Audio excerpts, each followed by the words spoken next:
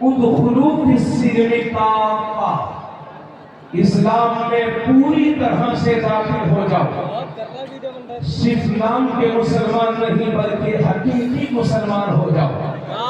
وَلَا تَتَّبِعُوا خُطُوَاتِ الشَّيْطَانِ، اور شیطان کی پیروی نہ کرو، شیطان کے نقش قدم پر نہ چلو، شیطان کے پیچھے پیچھے نہ چلو۔ إِنَّهُ لَكُمْ عَدُوٌّ مُّبِينٌ، کیونکہ شیطان تمہارا کھلا دشمن ہے، چاہے وہ چھوٹا شیطان ہو، چاہے وہ چھوٹا شیطان ہو یا بڑا شیطان ہو، اللہ فرماتا ہے وہ تمہارا کھلا دشمن ہے۔ حضرت علامہ مفتی محمد شاہد علی صاحب کی اللہ مصباحی، جن کی صلاحیتوں کو سلام، مفتی صاحب کام کے آدمی ہیں، صاحب بہت کام کے آدمی ہیں۔ آپ لوگوں کو تو ہم چلتے پھرتے مفتی دکھائی دیتے ہیں، حقیقت میں تو مفتی یہی ہے، اور ہمارے کچھ اور حضرات ہیں۔ توجہ فرمائیں گے، اللہ نے پہلے فرمایا اے ایمان والو، اور اس کے بعد فرمایا اسلام میں مکمل طرح سے داخل ہو جاؤ۔ حالانکہ ہم کلمہ پڑھ کے جب مسلمان ہوئی تھے ہی اور ایمان والے ہیں ہی، تو اللہ کا یہ فرمانا کہ پوری طرح سے اسلام میں داخل ہو جاؤ، اس کا کیا مطلب ہے؟ ذرا توجہ فرمائیں۔ یہ دیکھیے، اگر میں اپنے ہاتھ کی انگوٹھی نکال کر کے کسی کلاس میں داخل کروں تو آسانی کے ساتھ انگوٹھی داخل ہو جائے گی، مگر یہ دخول اتنا آسان ہے کہ میں جب چاہوں ہاتھ ڈالوں، انگوٹھی نکال کر کے باہر کروں۔ نعرہ تکبیر، نعرہ حفاظت، نعرہ اہل سنت، نعرہ امام مفتی کمال حسن اللہ، شہنشاہ بندو جناب ضیاء اسلامی فاطمہ اللہ بحرائے شریف، جناب قرآن بہت جناب فاطمہ اللہ، جناب زبیر شمسی مالک۔ بیٹھے بیٹھے ارے رکو،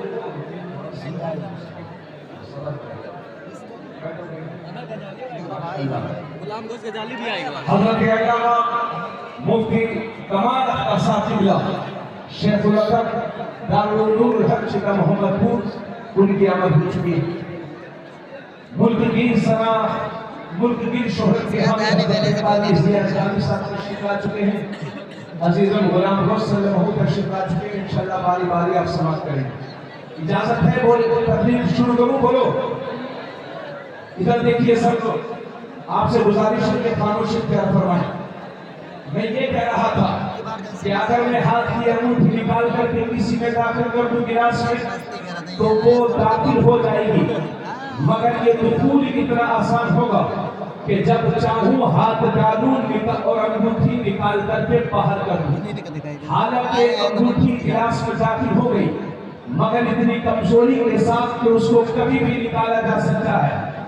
اب یہ میرے ہاتھ میں پانی کی بوتل دیکھیے، توجہ چاہوں گا، ہم پانی دکھا رہا ہوں، توجہ فرمائیے۔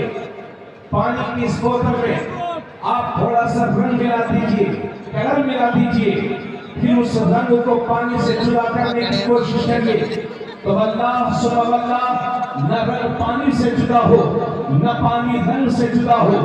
بس یہی میرا اللہ آپ سے چاہتا ہے کہ اے ایمان والو، اسلامی رنگ میں ایسے رنگ جاؤ کہ دنیا کی کوئی طاقت تم سے اسلامی رنگ نہ اتار سکے۔ صبغۃ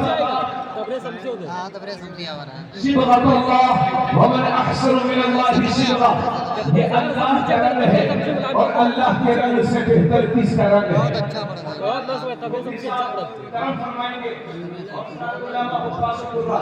ایک بات جو میرے ذہن میں آ رہی ہے، کبھی کبھی بولتا ہوں، ہندوستان کی سرزمین پر توجہ چاہوں گا، ہمارے ہر شیخ نے، عالم دین نے، ولی اللہ نے خدمت دین انجام دی ہے۔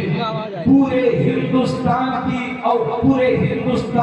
اولیاء اللہ نیک صالحین بندوں کی خدمت دینیا کو سلام کرتا ہوں، مگر ہندوستان میں جب ہم کہیں جاتے ہیں یا آپ کے درمیان، تو ہمیں 3 شخصیتوں کا ذکر نمایاں طور پر سننے کو ملتا ہے۔ ان میں سے ایک شخصیت ہے سید الشہداء کی حضور سیدنا سلام رسول غازی، دوسری شخصیت ہے عطائے رسول ہند الولی سرکار خواجہ معین الدین حسن چشتی، تیسری شخصیت ہے امام احمد رضا۔ یہ تین نام یاد رکھیے اور اس چھوٹے سے بندے کی حق بیانی کو ذرا سماعت کیجیے۔ حضرات، کسان کا ایک چھوٹا سا بیٹا ہے، یہ بہت زیادہ کسانی تو نہیں کی، مگر میں نے کوشش کی تھی، اپنے والد صاحب کے ساتھ جاتا تھا تو زمین تیار کرتے تھے ہم لوگ، اس کو جوتا کرتے تھے، بیج ڈالنا ہوتا تھا، تو ہمیں جب اناج چاہیے، جب غلہ چاہیے اور اچھی فصل چاہیے تو سب سے پہلی ضرورت یہ ہے کہ ہم زمین کو ہموار کریں، زمین کو جوت کر کے تیار کریں اور اس کے بعد اس میں بیج ڈال دیں، اناج ڈال دیں، پھر وہ فصل جب تیار ہو جاتی ہے تو غلہ آپ کے گھر کبھی نہیں پہنچتا۔ غلہ آپ کے گھر جب پہنچتا ہے جب آپ اس فصل کو کیڑوں مکوڑوں سے بچائیں گے۔ اگر آپ دھیان نہیں دیں گے، کھیت پر جائیں گے نہیں، کیڑوں مکوڑوں کو مارنے والی دوائی نہیں چھڑکیں گے یا اس کا کوئی حل تلاش نہیں کریں گے تو آپ کے گھر پر دانا نہیں پہنچ سکتا، غلہ نہیں پہنچ سکتا۔ حضرات، اس چھوٹی سی گفتگو کے بعد مجھے لینے بھی دیجیے، ہندوستان کی سرزمین پر جب اسلام کے لیے زمین تیار کرنے کی باری آئی تو سید الشہداء فی الہند حضور سیدنا سرکار رسول غازی نے اپنا لہو دے کر کے اس ملک میں اسلام کے لیے زمین تیار کی ہے، اور جب زمین تیار ہو گئی تو تیار شدہ زمین پر اللہ نے فصل اگانے کے لیے وعدہ غریب نواز کو بھیج دیا، اور جب فصل تیار ہو گئی تو کہیں ایسا نہ ہو کہ کیڑے مکوڑے کھا جائے، تو کیڑوں مکوڑوں کو مارنے کے لیے اللہ نے بریلی کی دھرتی پر امام احمد رضا خان کو قائد فرما دیا۔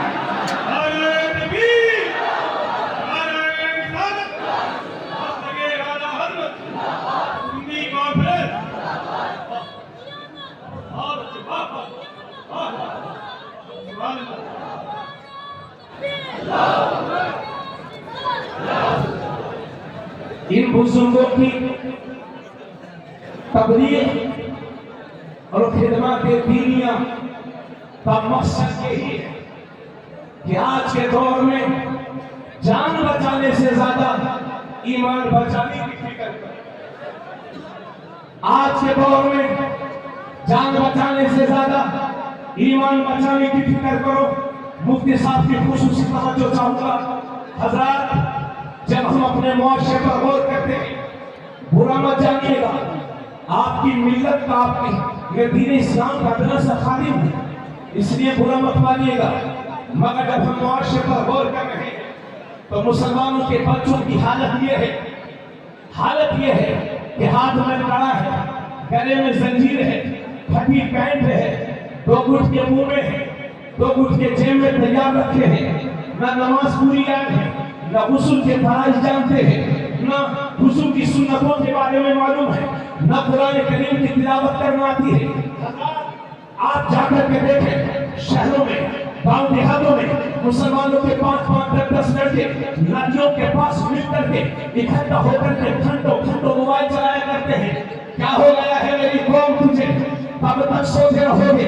یاد رہے، ایک طرف تو حال یہ ہے اور دوسری طرف حال یہ ہے کہ کبھی ادھر، کبھی ادھر، کبھی یہاں، کبھی وہاں، چند گھنٹے مل کر کے ہمارے بچوں کو کھیل لیتے ہیں اور زبردستی کلمہ کے کفریہ کہواتے ہیں، شرکیہ نعرہ لگاتے ہیں۔ اب یہ بول، وہ بول رہا ہے، اب یہ کہہ، وہ کہہ رہا ہے، پھر بھی مار رہے ہیں، پھر بھی پیٹ رہے ہیں۔ اللہ تمہاری جان و مال کی حفاظت کرے، میری بھی جان و مال کی حفاظت کرے۔ سن لیجئے، مگر اے میری قوم کے ذمہ داروں، اپنے بچوں کو نعرہ تکبیر، نعرہ رسالت۔ لیکن یہ دست بوسی کرتا ہوں خدمات دینیہ کی بنیاد پر۔ بڑا دل خوش ہوتا ہے۔ یہ بظاہر سستا سا لباس، لیکن ان مہنگی شیروانیوں سے زیادہ کام کیا ہے سستے لباس کا۔ اس لیے علماء سے کہوں گا، اپنے آپ سے بھی کہوں گا، کپڑوں پہ کم دھیان دو، خدمات دینیہ پر زیادہ دھیان دو۔ تو ایک طرف حال یہ ہے، دوسری طرف حال یہ ہے، کبھی یہاں، کبھی وہاں، کبھی ادھر، کبھی ادھر، چند گھنٹے مل کر کے ہمارے بچوں کو کھیل لیتے ہیں اور زبردستی کلمہ کے کفریہ کہلواتے ہیں, شرکیہ گانے لگواتے ہیں. اب یہ وہ بول رہا ہے, پھر بھی مار رہے ہیں, پھر بھی پیٹ رہے ہیں. کبھی 6 مہینے, کبھی 10 مہینے, کبھی 2 مہینے میں ہمارے بچوں کی موبلنچنگ ہو جاتی ہے. اللہ تمہاری جان و مال کی حفاظت کرے. مگر اے میری قوم کے ذمہ داروں, اپنے بچوں کو یہ نصیحت کیا کرو کہ بیٹے زندگی میں چاہے جتنا بھی بڑا نقصان اٹھا لینا, مگر اپنے ایمان کا سودا کبھی نہ کرنا. اس لیے کہ گھر ٹوٹ جائے گا, تمہارا بنا لے تھے, موبائل گم ہو جائے گا, تمہارا خرید لو گے, مگر ایمان ضائع ہو گیا تو کفر کی زندگی ذلت کی زندگی ہے. اللہ تمہاری جان و مال کی حفاظت کرے, میری بھی جان و مال کی حفاظت کرے. مگر کوئی گارنٹی نہیں کہ کب کس کے ساتھ کیا ہو جائے. اللہ نہ کرے کہ ایسے حالات کا سامنا اگر آپ کو کرنا پڑ جائے تو خدا کا واسطہ دے کر کے کہتا ہوں کہ زندگی کی آخری سانس تک اپنے ایمان کی حفاظت کرنا, آخری دم تک لا الہ الا اللہ بولتے رہنا. کیونکہ اگر موت کا وقت نہیں آیا ہے تو کوئی مار نہیں سکتا, اور موت کا وقت آ گیا ہے تو کوئی بچا نہیں سکتا. مگر آخری دم تک لا الہ الا اللہ بولتے رہنا, کیونکہ اسی حالت میں اگر مر بھی جاؤ گے تو شہید کہلاؤ گے, اور بچاؤ گے تو غازی کہلاؤ گے.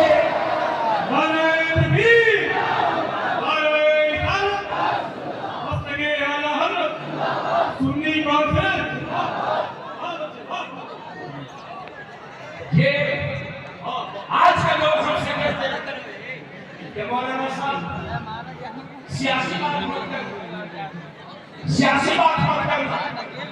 تو بھائی میں سیاسی بات تو درسوں میں تو نہیں کروں گا, لیکن بھارت کا سموِدھان مجھے یہ اختیار دیتا ہے کہ میں چناؤ بھی لڑ جاؤں. لیکن میں سیاسی لوگوں سے بھی کہوں گا, آ رہا ہے پردھانی کا الیکشن, یہ آتے رہتے ہیں.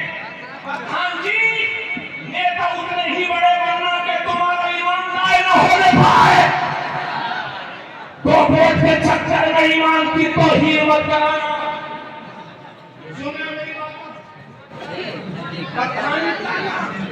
مگر ایمان کا سودا کرتے ودھایک بننا, مگر ایمان کا سودا کر کے نہیں.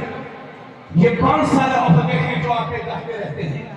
ایمان زندگی کی آخری سانس تک باقی رہے گا, تمہاری زندگی بھی کامیاب ہے, آخرت بھی کامیاب ہے. یہ میری بات چونکہ وقت ہو گیا, یہ بات میں